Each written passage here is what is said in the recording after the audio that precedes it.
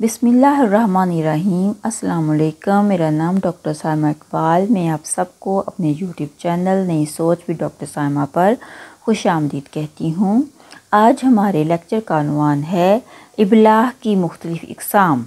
Question یہ ہے، ابلاغ کی مختلف اقسام پر روشنی ڈالیے۔ ابلاغ انسان کی زندگی میں مختلف سطحوں پر مختلف ہوتا ہے، اس لیے ہم ابلاغ کو مختلف اقسام میں تقسیم کر سکتے ہیں جو مندرجہ ذیل ہے۔ نمبر 1، انسان کا اپنے آپ سے ابلاغ یا خود کلامی۔ نمبر 2، دو طرفہ ابلاغ یا بین الشخصی ابلاغ۔ نمبر 3، بے جان اشیاء سے ابلاغ۔ نمبر 4، ابلاغ عامہ۔ نمبر 1، انسان کا اپنے آپ سے ابلاغ یا خود کلامی۔ یہ ایک ایسا عمل ہے جس سے انسان شعوری یا غیر شعوری طور پر اپنے آپ سے ابلاغ کرتا ہے۔ ہر باشعور انسان خود کو سمجھنے کی کوشش کرتا ہے۔ اس کوشش کے دوران وہ اپنے آپ سے سوال بھی کرتا ہے، پھر ان سوالوں کا جواب بھی دیتا ہے۔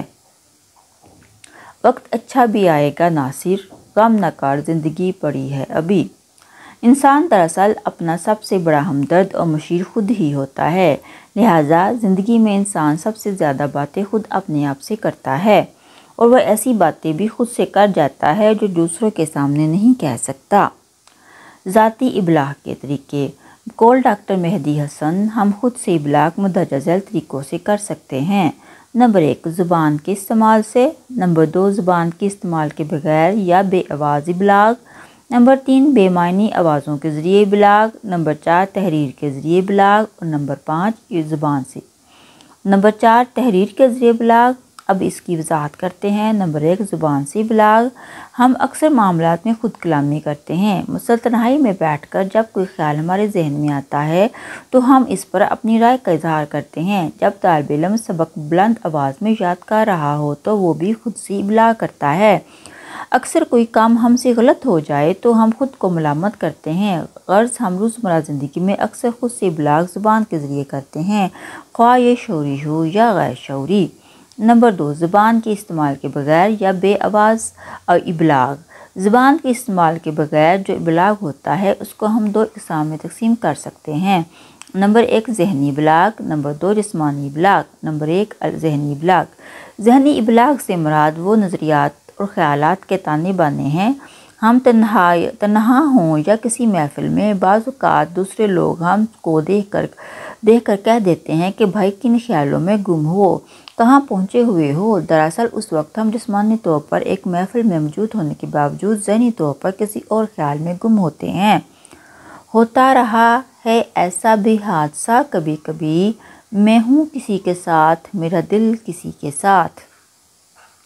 جسمانی ابلاغ۔ جسمانی طور پر بھی ہم اپنے آپ سے ابلاغ کرتے ہیں۔ اس طریقے میں ہم مختلف جسمانی حرکات و سکنات سے خود سے ابلاغ کرتے ہیں، مثلا مونچھوں پر ہاتھ پھیرنا، جسم کے کسی حصے کو ہلانا، انگلیاں چٹکانا، انگڑائی لینا وغیرہ۔ یہ سب جسمانی طور پر خود سے ابلاغ کے طریقے ہیں۔ اگر ہمارے جسم میں اگر ہماری سمجھ میں کسی کی کوئی بات نہ آ رہی ہو تو ہم سر کھجاتے ہیں۔ اس طرح بے شمار طریقوں سے ہم بغیر آواز پیدا کیے ابلاغ کرتے ہیں۔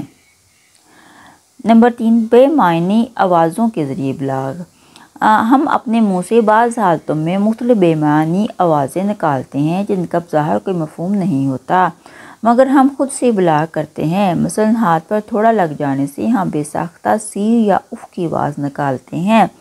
اس طرح بیٹھے بیٹھے ٹھنڈا سانس بھرنا، تنہائی میں گنگنانا بھی ابلاغ ہے۔ جسم کے کسی حصے پر زور سے ہاتھ مار کر یا آواز پیدا کرنا بھی ابلاغ ہے۔ لیٹے ہوئے ٹانگ پاؤں وغیرہ ہلانے کی عادت بھی خود سے ابلاغ ہے۔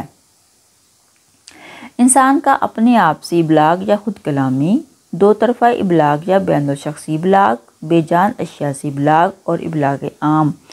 تو یہاں ہم نے ان 4 ابلاغ کے حوالے سے دیکھا کہ ہم ابلاغ کن کن ذریعوں سے کر سکتے ہیں۔ تو مجھے امید ہے کہ آپ کو میرا یہ لیکچر پسند آئے گا اور اس کی سمجھ بھی آئی ہوگی۔ اس کے ساتھ ہی مجھے اجازت دیں۔ اللہ حافظ۔